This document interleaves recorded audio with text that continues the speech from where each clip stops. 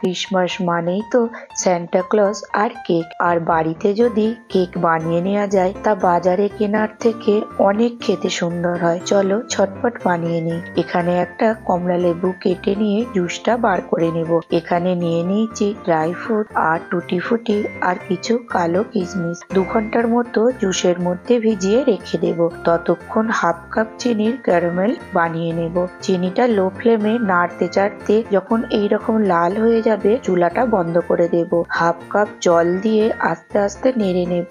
আবার চুলাটা জেলে নিয়ে এইভাবে ফুটে উঠলে চুলাটা বন্ধ করে ঠান্ডা হতে রেখে দেব। এইবারে নিয়ে নেব 3 চামচ সাদা তেল আর 3 চামচ দুধ। ভালো করে ফেটিয়ে নেব প্রায় 4 মিনিটের মতো।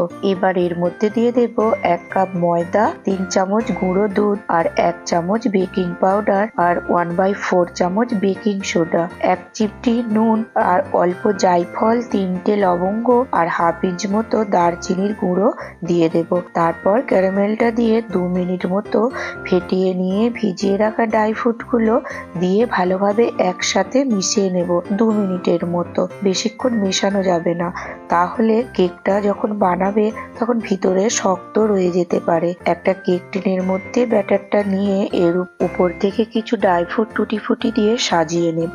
একটা প্রেসার কুকারের মধ্যে দিয়ে 40 মিনিট মতো বেক করে নেব। 40 মিনিট পর কেকটা একবার টুথপিকের সাহায্যে চেক করে নেব। কেক এখানে রেডি হয়ে গেছে। কেকটা ঠান্ডা হওয়ার পর ডিমোল্ড করে তোমাদেরকে একবার দেখিয়ে দিই। কেকটা কত সুন্দর নরম হয়েছে আর খেতেও দারুণ সুন্দর সুস্বাদু হয়েছে। বাড়িতে বানিয়ে দেখো, কিন্তু বানালে নিশ্চয়ই জানাবে।